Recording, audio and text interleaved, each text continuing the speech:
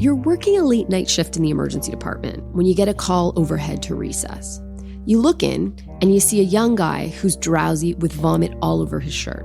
He's dripping with sweat and appears to be breathing really quickly. Their paramedic that brought him in mentions to you that this guy told them he swallowed a pesticide that he brought back from his native country of Bangladesh about 2 hours ago. Your alarm bells start to go off. This guy is not looking good. His vital signs support your instinct. He's got a heart rate of about 40 and his blood pressure is around 90/60. Monitor is giving you a reading of an oxygen saturation of about 84%. Just before you go examine him, something tells you, I should probably get all gowned up. So you don a mask, a face shield, a gown, and some gloves. As the nurse is applying oxygen, you listen to his lungs. There's crackles and wheezes all over. Just before leaving the room, you look in his pupils. They're pinpoint.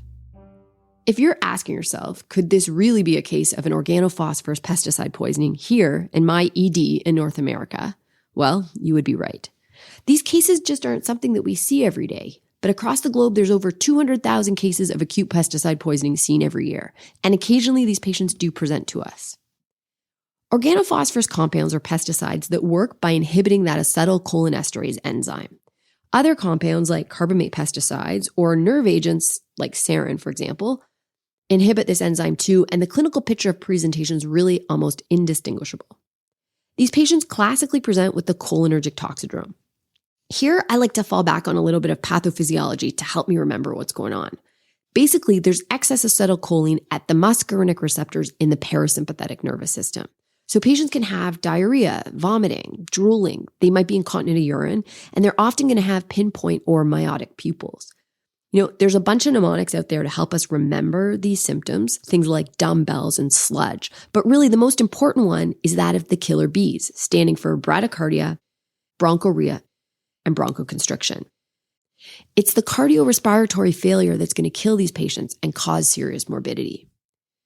Keep in mind that when somebody's poisoned with an organophosphorus pesticide, they will also get excess acetylcholine at a few other systems. So one, in the central nervous system, causing maybe seizures and lethargy. Two, at the neuromuscular junctions, that's going to lead to fasciculations, weakness, and even paralysis. And finally, at the nicotinic acetylcholine receptors of our sympathetic nervous system. And here we can get a tachycardia and mydriasis, which really offset some of those parasympathetic symptoms I mentioned earlier on and can kind of make your clinical picture a little less classic. To state the obvious, these patients are super sick. They require aggressive supportive care, so oxygen, airway, and ventilatory management, IV fluid boluses, and diazepam if they're seizing. Take a moment here to ensure that your team has appropriate personal protective equipment on. And as soon as possible, try to decontaminate the patient. So remove any clothing that's got vomit or maybe the pesticide on it. And when there's a chance, try to have somebody clean their skin with some soap and water. More than anything else, there's a couple of really important antidotes that we need to be giving as part of this resuscitation. The first, and definitely the most important one, is atropine. Atropine is going to block the muscarinic receptors in the parasympathetic nervous system, and it's going to lead to improvement of that cholinergic toxidrome. The best way to give it to these patients is by following the dose doubling protocol.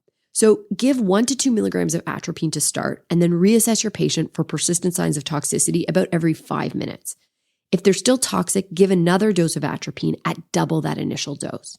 Continue to double the dose every 5 minutes until your patient has a clear chest and is more hemodynamically stable. So like their heart rate's about over 80 and they're, for example, not hypotensive. At that point, you're going to start an infusion of 10 to 20% of the total dose of atropine per hour. There's no maximum dose of atropine. Some patients can need well over 100 milligrams, although in a moderately poisoned patient, it's usually around 40 milligrams. It really depends on the dose and the type of pesticide that this patient's been poisoned with, and we actually rarely know that exact info. The second antidote to give is a drug that's going to restore the acetylcholinesterase enzyme. Here in North America, we use Pralidoxime, which is also called Tupam.